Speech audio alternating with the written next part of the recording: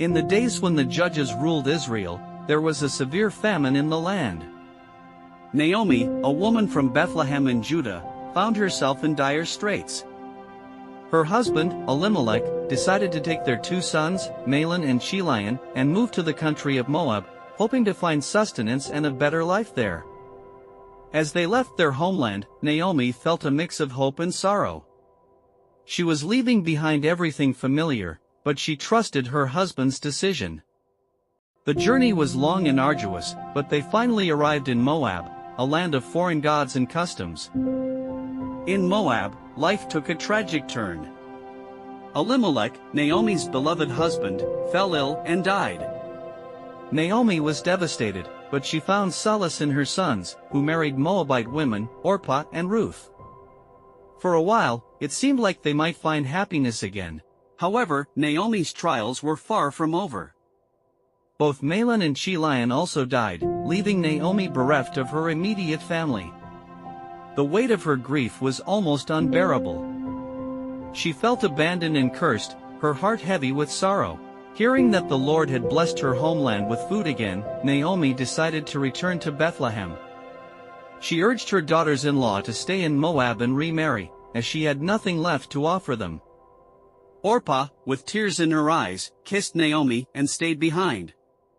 But Ruth clung to Naomi, refusing to leave her side. Ruth's words were filled with unwavering loyalty and love. "Where you go, I will go. Where you stay, I will stay. Your people will be my people and your God my God. Where you die, I will die, and there I will be buried. May the Lord deal with me, be it ever so severely, if even death separates you and me." Naomi and Ruth's return to Bethlehem caused quite a stir.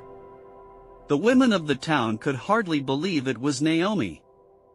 She told them, "Don't call me Naomi, call me Mara, because the Almighty has made my life very bitter. I went away full, but the Lord has brought me back empty."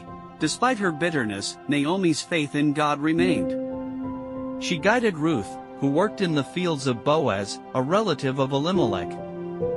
Boaz noticed Ruth's dedication and kindness and showed her favor, ensuring she had enough grain to bring home. Naomi saw an opportunity for Ruth to find security and urged her to approach Boaz as a kinsman redeemer.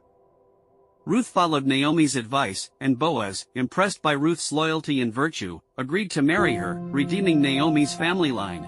Their union was blessed by God, and Ruth bore a son named Obed. Naomi's joy was restored as she held her grandson, who would become the grandfather of King David. The women of Bethlehem celebrated with Naomi, saying, "Praise be to the Lord, who this day has not left you without a guardian redeemer. May he become famous throughout Israel." Naomi's story, which began with loss and bitterness, ended with joy and redemption. Through Ruth's loyalty and Boaz's kindness, Naomi's family line was preserved, and she found a new sense of purpose and hope.